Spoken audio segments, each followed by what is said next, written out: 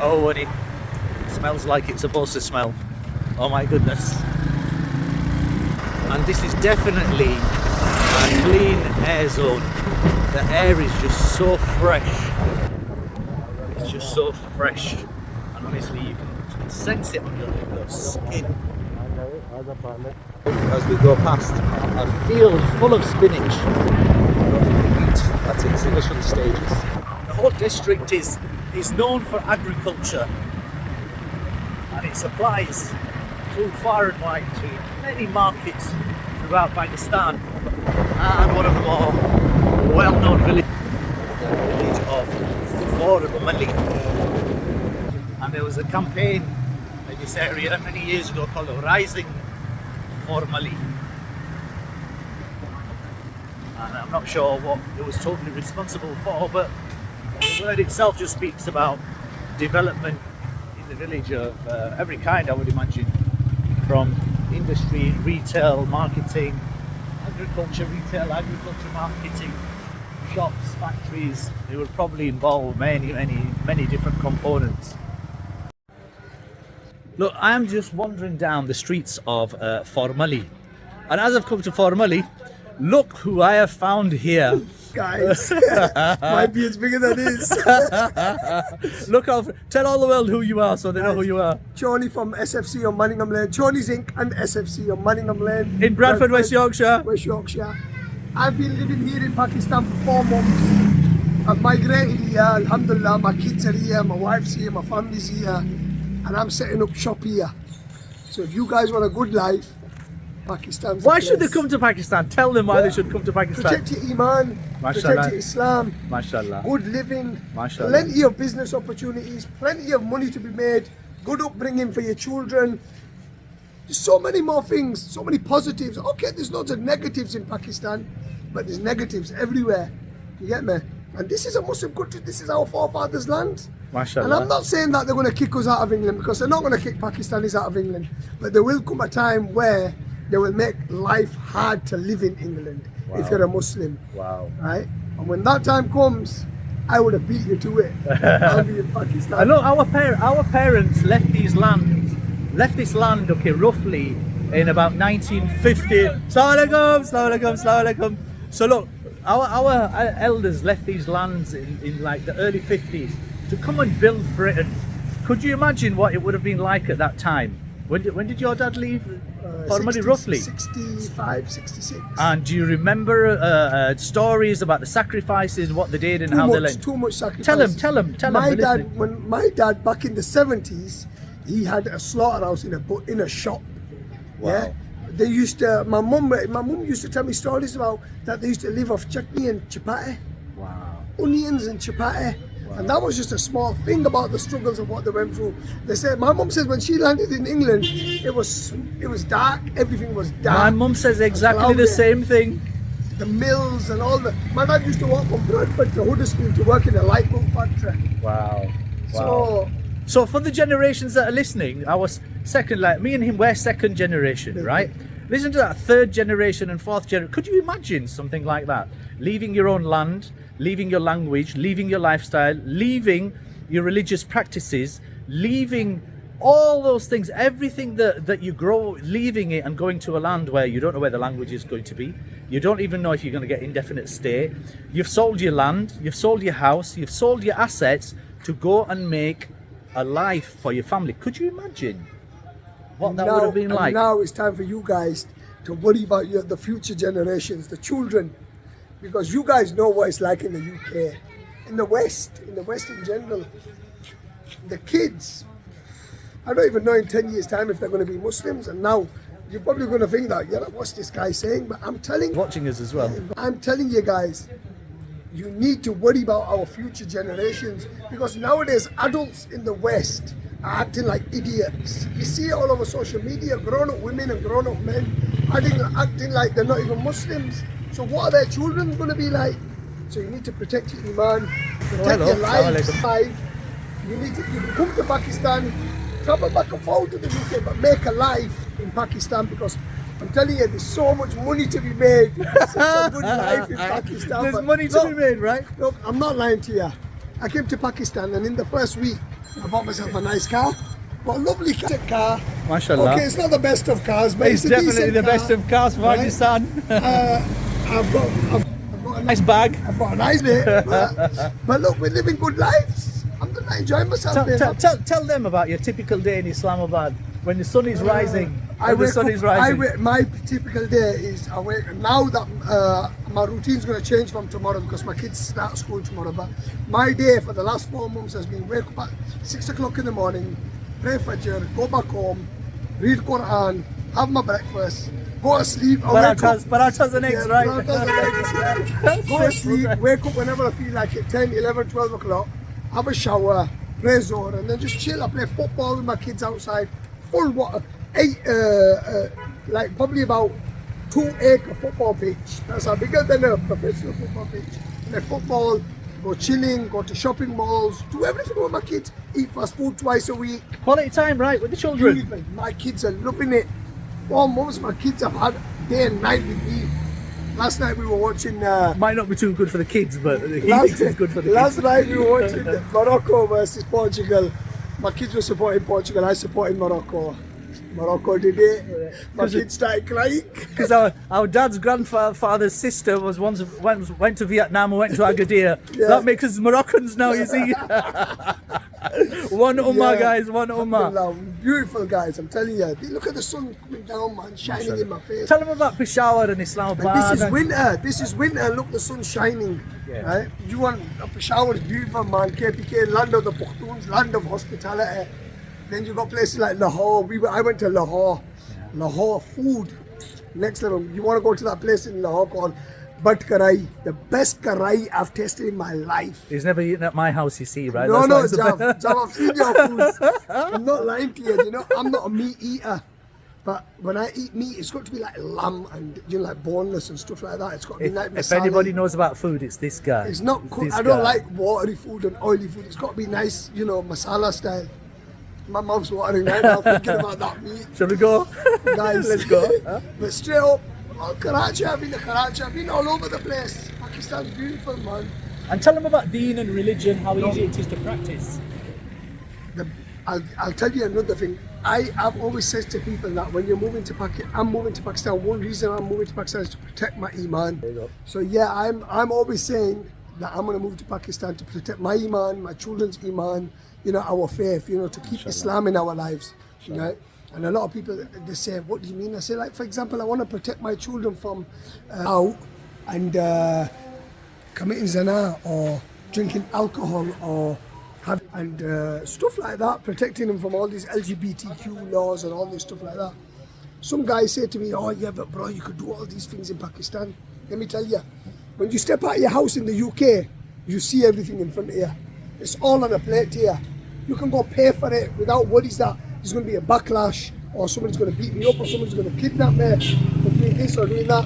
But in Pakistan, if you're going to do them haram acts, you've got to think 5 times over, 10 times over.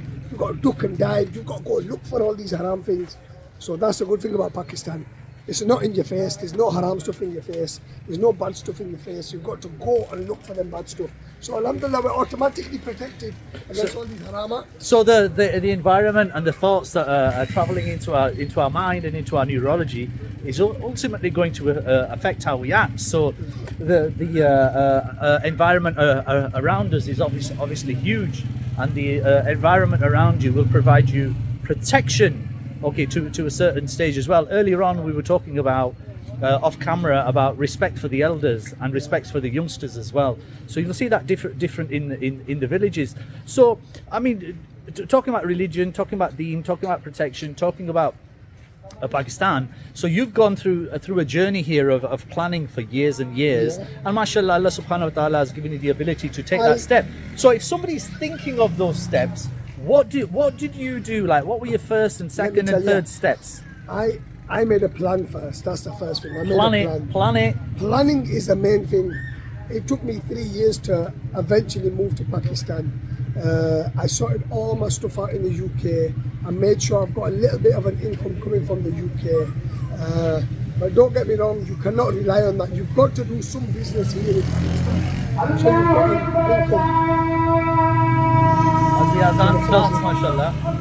So look, we're talking about Azan and Deen, and look, Azan, mashallah, coming from the speakers at the top of the masjid.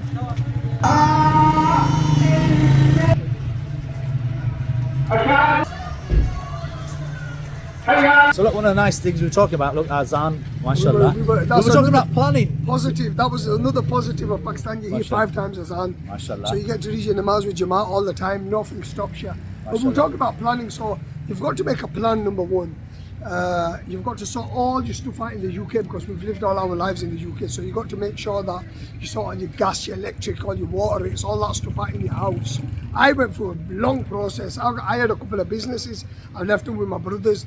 Well, they're not my business. They were mine and my brothers. And now they're my brothers' businesses. But coming to Pakistan, That's where mobile technology comes in. mobile technology. Coming to Pakistan, you need to make a plan, guys. You need to, once you make a plan of what you're gonna do, how you're gonna do it, set it, put it all pen to paper, write it all down, and then do each step at a time. So, for example, my plan, I'll cut it short here. I came to village. My plan was to spend a month in village and then move to Islamabad. In that 1 month of being in village, get a house in Islamabad on rent, furnish the house, and then move my kids to it, and then put my kids into school, madrasa, stuff like that. And once I do that, then start building my own house and also going to opening a business. But it didn't work out as smooth as I thought. So let me just it hold would. you there, right? So you came, you took a big jump, right? Yeah. Would you feel that if people are just generally wanting to know, they should maybe come for like a few weeks, just see it, taste it, get a feeler for it, go back, and then You've got to plan? you've got to make sure that you don't be hasty in what you're doing. Right. Okay. Don't just all of a sudden move to Pakistan. I brought my kids to Pakistan over so many years, so many times, and myself, I travelled. The last time before this time I came to Pakistan, I came 3 times in 1 year, and I normally come once every year to Pakistan. You've got to get the feel of Pakistan. You can't expect to just all of a sudden move your family and stuff like that here, and then expect them to enjoy it. No. You've got to make sure that your kids have got the feel of coming back and forth to Pakistan, and then also once you do move to Pakistan, you've got to make sure your family is happy with it. If one member of your family is not happy with it, you're gonna have no but problems. And then once you've moved here, you've got to make sure you provide your family with all the facilities that you had in the UK. One of the main facilities is Wi-Fi. Internet. I got Wi-Fi. You've got to make sure you've got solid internet in your house. We've got Wi-Fi. I bought my kids PlayStations. I bought them their own on TVs. I got Wi-Fi in the house. I got Wi-Fi in the Islamabad house. I got Wi-Fi here in this village. This is my village house. I got my kids their own mobile phone. No, not my younger kids, but my elder kids mobile phones. They won't allow them in the UK. They got internet on them. I buy them whatever they want. You know, I just mashallah, guys got money, guys. No, it's not about having loads of money. Let me tell you, Allah is a razik. Allah is your provider, your rizq dene wala.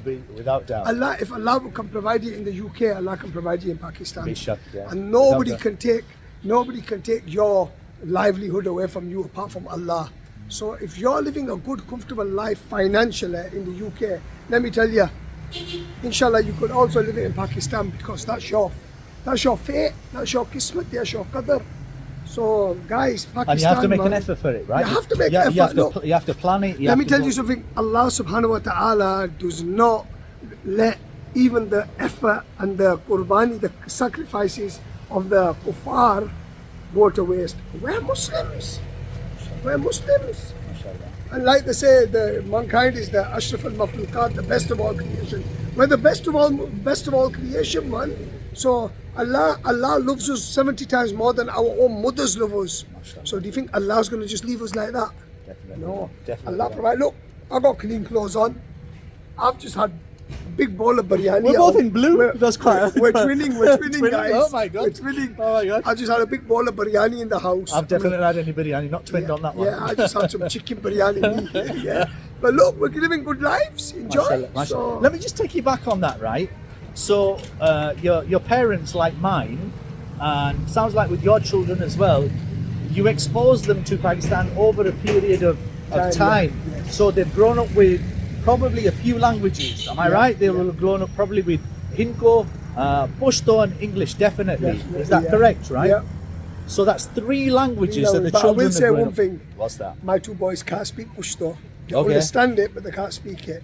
And they can't speak Hinko or Urdu. They can However, only speak English, but the schools I've put them in are English schools. Okay. So, and plus they have Urdu lessons in that school, so they will learn Urdu. However, like this, but like they say with anything, is that if you're going to learn some things, particularly if you're going to learn a language, then you want to be immersed, okay, in that area where the Yeah. languages are spoken. So, inshallah, even in places like Islamabad, where Urdu is the main language, second is usually English, Yeah. and other languages they'll be exposed to. So, depending on the communities that you're in, Yeah. and especially when they're younger as well, they will pick up other languages, Bilkul, of which course. will give them, okay, twice, 3 times the opportunities in comparison to those children that only speak one language, right? 100%. Let's go slightly different, right? So in terms of the children, they're going into school tomorrow. What's like a typical day for the kids? I know you mentioned it earlier on. Quarter to 8 they start school. For 15 minutes it's an assembly where they also read they sing the Pakistan national anthem, and then they read certain verses of Quran. That's for 15 minutes, and then the school day starts at 8 a.m. I don't know exactly what lessons they have now because my kids are starting tomorrow, first day of school. Okay. But then they finish at 10 to 2 in the afternoon. Great, yeah. So But they have opportunities, right? Okay, to get involved in sports, in local activities. they have 2 breaks in school. They have a No, I mean outside, like school activities, Oh, like I'll sports tell you, clubs. In school, they get to play football for 25 minutes a day. My boys love football. Love a bit of footy. They get to take their pack lunches with them, stuff like that. Assalamu alaikum. Assalamualaikum, Take Ji. the pack lunches with them, stuff like that. But outside, the area that I live in, they've got a full football pitch. They've got basketball courts. They've got badminton courts. They've got running fields where you can run. Now the society that I live in, when you go to the football pitch at this time, 4 o'clock in the evening, I'm telling you, it's full of people. You've got all women, elders, men, children. They're walking around, exercising. They're playing football. They're playing cricket. The atmosphere is amazing. It's beautiful. Safety for women. Safe as houses. I'm telling you, 10 o'clock, 11 o'clock at night, in the area that I live in, you've got old women, young girls, going for walks, walking around, going shopping, going having food to eat. No worries whatsoever that, some next man's going to come and rob me or kidnap me. None of that. Okay, None of that. and generally like prices of food, availability of food, different types of food. Sometimes people think that everything's available. Everything, all your different fast foods, zinger burgers, pizzas, chicken and chips. It's if all anyone available. knows about chicken and chips, it's it. I know about chicken and chips because I've sold it for years. All the different fast foods are available. The other thing that's also available is, they've stopped the importing of